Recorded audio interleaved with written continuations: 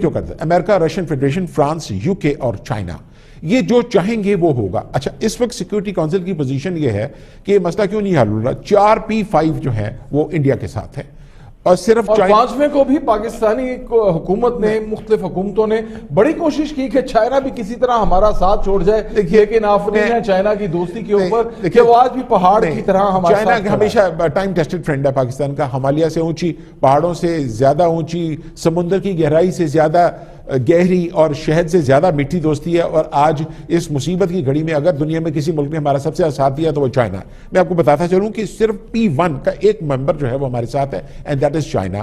باقی 4P ممبر جو ہیں وہ ہمارے خلاف ہے۔ اگر آج ہمیں کچھ کرنا ہے مسئلے کے حل کے لیے تو اس کا سفارتی حل ہے۔ کشمیر کے بارے میں آپ کو بتاتا چلوں، there is no military solution to the Kashmir problem۔ اس کا کوئی فوجی حل نہیں۔ ہم ہندوستان کو فوجی شکست دینے کی پوزیشن میں نہیں ہے۔ کیوں نہیں ہے؟ اس کے لیے ہمیں 70 سال کی تاریخ دیکھنی ہوگی کہ ہم نے کہاں بلنڈر کیے۔ ضرورت اس عمر کی ہے کہ اگر پاکستان مسئلہ کشمیر کے حل کے لیے رشین فیڈریشن کو ساتھ ملائے اور امریکہ کو کہے کہ جی آپ اگر افغانستان سے اپنا پیسفل ایگزٹ چاہتے ہیں تو آپ براہ کرم سلامتی کونسل میں ہم روس اور چین کے تعاون سے جو قرارداد لانے والے ہیں اس کو آپ ویٹو نہ کیجیے گا، تو میں سمجھتا ہوں کہ ہندوستان کا جو دماغ ہے وہ 24 گھنٹے میں درست ہو جائے گا۔ دیکھیے، فوجیوں کے انحلال افغانستان سے جہاں تک یہ معاملہ ہے، پاکستان اس حوالے سے بھی بیک ڈور ڈپلومیسی کرتا رہا ہے اور اسی وکٹ کے اوپر کھیل رہا ہے جس وکٹ کی آپ بات کر رہے ہیں۔ وہ امریکہ کے ساتھ بھی لائزون کے اندر ہے، وہ رشیا کے ساتھ بھی لائزون کے اندر ہے، فرانس اور برطانیہ کے ساتھ بھی نیگوسیشن چل رہی ہے۔ اگر کوئی ان کی بات سننے کو منیب تیار نہیں ہے تو یہاں پر قصور ان کی حکمت عملی کا ہے، ان کے سفارتکاروں کا ہے، یا پھر اس کو ہم بھارت کی بہتر حکمت عملی کہیں گے؟ دیکھیے، دونوں باتیں ہیں۔ ہماری کچھ فورن پالیسی میں بھی کچھ کوتاہیاں ہیں، ہم اس طرح دنیا کو متحرک نہیں کر سکے جس طرح ہمیں کرنا چاہیے تھا، اور انڈیا نے اس صورتحال کا بہت سمارٹلی فائدہ اٹھایا اور اس نے ساری موومنٹ کو دہشت گرد پینٹ کر کے پاکستان کو ورلڈ اطلاعات میں آئسولیٹ کر دیا ہے۔ ضرورت اس سمر کی ہے کہ ہمیں پاکستان میں دو باتوں کو فوکس کرنے چاہیے۔ Kashmir is not a military problem, Kashmir is a political tripartite problem, سہ فریقی مسئلہ ہے جس میں کشمیری دونوں اطراف کے، خواہ وہ ہندوستان کے ہوں وہ پاکستان کے ہوں، ایک اہم فریق ہے۔ ہمیں کشمیریوں کو مائنس نہیں کرنا۔ اچھا، ایک طبقہ منیب پاکستان کے اندر ایسا بھی ہے، میں یہ نہیں کہتا کہ ان کی آرا درست ہے، ان کے مائنڈ سیٹ کو ہمیں بہتر کرنے کی ضرورت ہے، ان کے دلائل کا جواب دینے کی ضرورت ہے۔ وہ طبقہ ایسا ہے پاکستان کے اندر جو یہ کہتا ہے کہ کشمیریوں کو ان کی زندگی جینے دیا جائے، کیوں ہم کشمیریوں کی جانوں کے ساتھ کھیل رہے ہیں اور پاکستان کے لیے بھی بین الاقوامی عذاب جو ہے اس کو دعوت دے رہے ہیں اور یہ پورٹریٹ کرنے کی کوشش کر رہے ہیں کہ پاکستان ایک دہشت گرد ریاست ہے۔ کیا تعلق ہے ہمارا کشمیر کے ساتھ؟ یہ کلیم ہے کچھ لوگوں کا، کیا کہیں گے آپ؟ دیکھیے، جس وقت کشمیر پاکستان کے لیے کیوں کر ضروری ہے؟ اور قائد اعظم محمد علی جناح رحمۃ اللہ علیہ نے، بابا قوم نے، کشمیر کو پاکستان کی شہرت کیوں کہا؟ اس لیے کہا تھا کہ پاکستان کا سارا پانی کشمیر سے آتا ہے۔ Kashmir is not a territorial dispute, it is basically a water dispute۔ ہمارا جو سارا پانی ہے وہ سارا کشمیر سے آتا ہے۔ کیا پاکستان اپنے پانی سے دستبردار ہو جائے؟ کیا پاکستان اگر اپنے پانی سے دستبردار ہو گیا تو پاکستان سروائیو کر پائے گا؟ نو۔ اس لیے پاکستان کی بقا ہے، پاکستان کے لیے ایک لفظ انگلش میں کہتے ہیں جگلر وین۔ جگلر وین شارگ ہے۔ پاکستان اگر اپنے پانی سے دستبردار ہوتا ہے پاکستان سروائیو نہیں کر سکے گا۔ انفارچونیٹلی یہ کشمیر جو ہے یہ پارٹیشن کا انفینش ایجنڈا ہے۔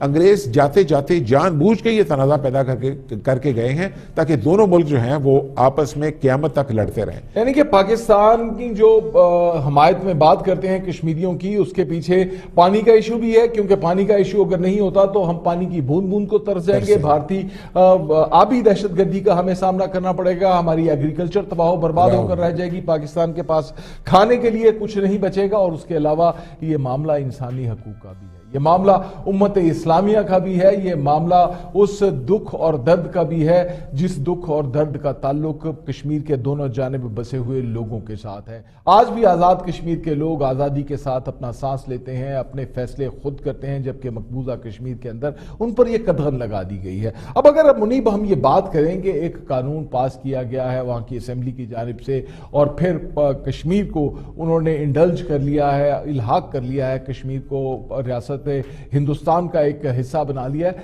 تو یہ کیسے غیر قانونی ہو گیا؟ کچھ یہ بھی سمجھا دیں۔ میں یہ بتاتا ہوں، دیکھیے، جب آپ کشمیر کے بارے میں کوئی بھی فیصلہ کریں گے بنیادی انڈیا کے آئین کے مطابق سب سے پہلے آپ کو کشمیر کی اسمبلی سے پوچھنا پڑے گا، نمبر 1۔ اس معاملے میں جو کشمیر کی اسمبلی ہے اس کو بالکل اعتماد میں نہیں لیا گیا، ان کو بائی پاس کیا گیا، ان سے بالا بالا فیصلہ کر لیا گیا، نمبر 1۔ نمبر 2 بات یہ ہے کہ جس وقت بل پیش ہوتا ہے ہاؤس میں تو اس پر ڈیبیٹ ہوتی ہے، اس پر دونوں طرف سے ڈیبیٹ ہوتی ہے۔ انفارچونیٹلی ڈیبیٹ نہیں ہوئی، اس بل کو بلڈوز کیا گیا اور اس کو رات کے اندھیرے میں پاس کیا گیا۔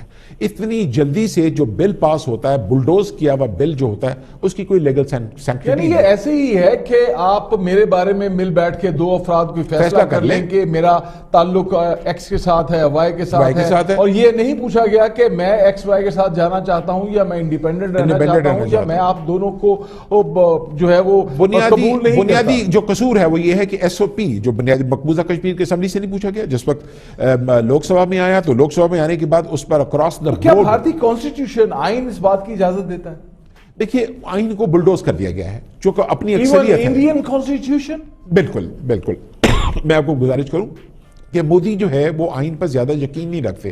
ان کا جو ایجنڈا تھا، 3 ایجنڈے تھے ان کے، سب سے پہلے تو رام جنم بھومی کہ the making of the Babri Masjid Kashmir, number 2 اور یہ سول امینڈمنٹ ایکٹ جو انہوں نے کیا ہے، یہ تینوں کام انہوں نے اپنی عددی اکثریت کے بل بوتے پر کیے ہیں اور بلڈوز